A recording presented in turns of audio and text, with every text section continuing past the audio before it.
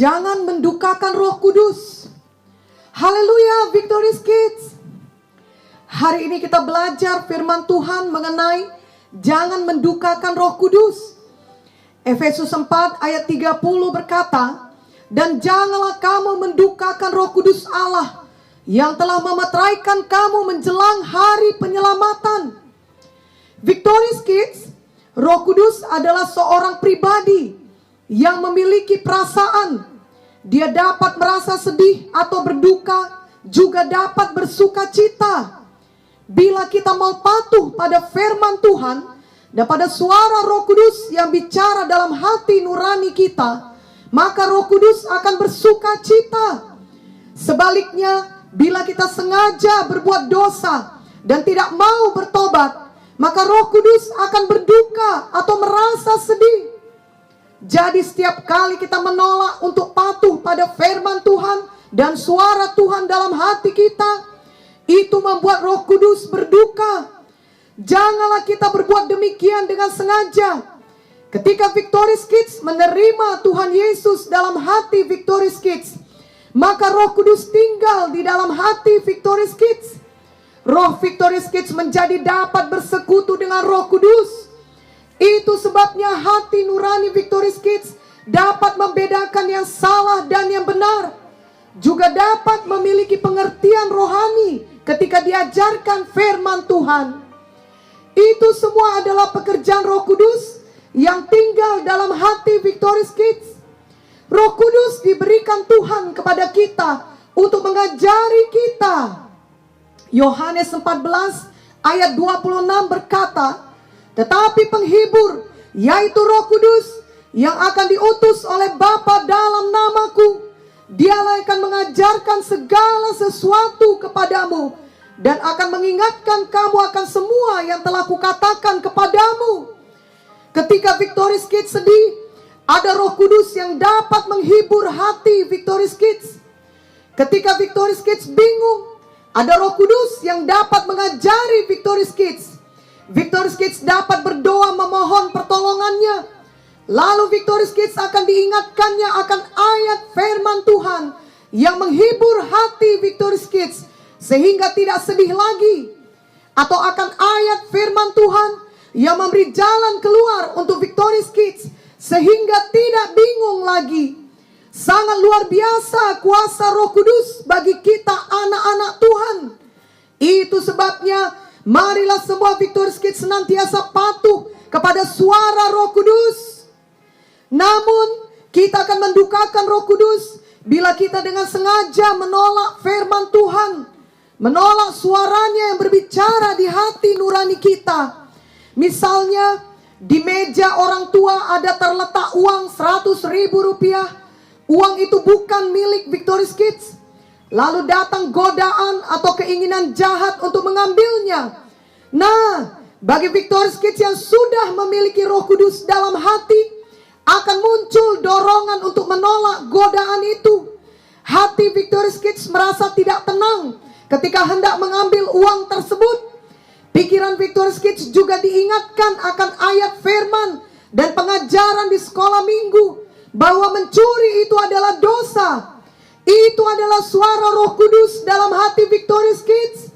Namun bila Victory Kids mengeraskan hati dan menolak suara Roh Kudus yang berkata jangan mencuri, dan Victory Kids tetap mengambil uang itu, maka Victory Kids dengan sengaja mendukakan Roh Kudus.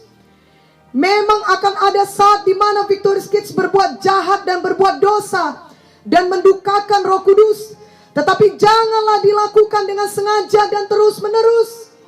Ketika itu terjadi, Roh Kudus akan tetap berbicara dan menyadarkan Victory Kids untuk segera bertobat.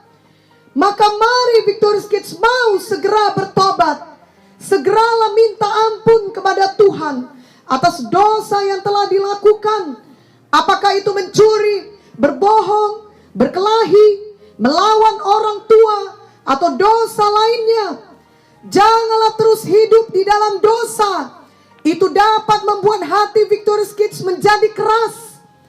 1 Tesalonika 5 ayat 19 berkata, janganlah padamkan roh. Jadi janganlah tolak atau janganlah padamkan suara Roh Kudus yang mengajari kita untuk bertobat. Dalam perjanjian lama, tidak semua orang dipenuhi dengan kuasa Roh Kudus seperti di zaman sekarang ini, yakni di zaman perjanjian baru. Diceritakan mengenai satu orang yang bernama Simson yang dipenuhi dengan Roh Tuhan atau Roh Kudus. Simson menjadi orang yang sangat kuat. Hakim-Hakim 14 ayat 6a menuliskan, pada waktu itu berkuasalah Roh Tuhan atas dia, sehingga singa itu dicabiknya seperti orang mencabik anak kambing tanpa apa-apa di tangannya. Wah, luar biasa bukan Victorious Kids? Simson dapat membunuh singa tanpa senjata apapun di tangannya. Namun sayangnya, walau tubuh Simson kuat, namun rohnya dan karakternya tidak seimbang dengan kekuatan tubuhnya itu. Dia tidak mematuhi perintah Tuhan. Dia melakukan hal yang jahat dengan banyak perempuan. Dan terakhir kali dengan seorang perempuan yang bernama Delila. Simson terus-menerus berbuat jahat sampai akhirnya dia tidak lagi sadar bahwa sebenarnya Roh Kudus sudah meninggalkannya. Akhirnya Delila membocorkan rahasianya dan Simson ditawan oleh musuhnya. Kemudian matanya dicungkil, dia dibelenggu, dan pekerjaannya ialah menggiling. Simson dipermalukan dan menjadi tawanan musuhnya. Sangat menyedihkan hasilnya bila kita dengan sengaja menolak suara Roh Kudus atau mendukakan Roh Kudus secara terus-menerus. Biarlah kita belajar dari kisah Simson ini. Jangan terus-menerus sengaja berbuat dosa atau berbuat jahat yang melawan firman Tuhan. Lalu lama-kelamaan kita menjadi sangat terbiasa hidup dalam dosa, sehingga akhirnya kita tidak sadar lagi bahwa sebenarnya Roh Kudus sudah undur dari kita. Itulah yang terjadi pada Simson. Janganlah kita demikian.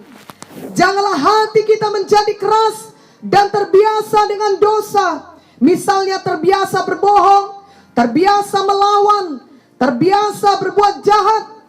Biarlah hati kita selalu lembut, sehingga kita dapat peka mendengar suara Roh Kudus. Amin. Ikutilah doa ini. Oh Tuhan Yesus, hari ini saya membuka hati saya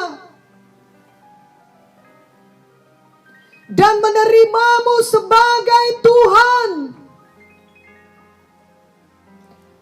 dan Juru Selamat saya. Ampunilah semua dosa saya ya Tuhan. Penuhilah saya dengan Roh Kudus. Saya mau mematuhi suara Roh Kudus di dalam hati saya. Saya tidak mau sengaja berbuat dosa.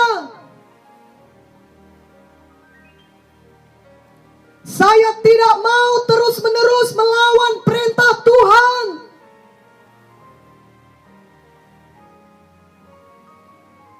Saya tidak mau mendukakan Roh Kudus. Saya mau menjadi anak yang patuh kepada firman.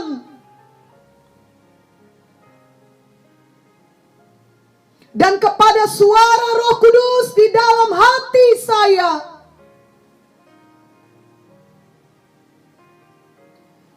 Tolonglah saya Roh Kudus setiap hari. Saya mau menyenangkan hatimu. Di dalam nama Yesus, saya berdoa.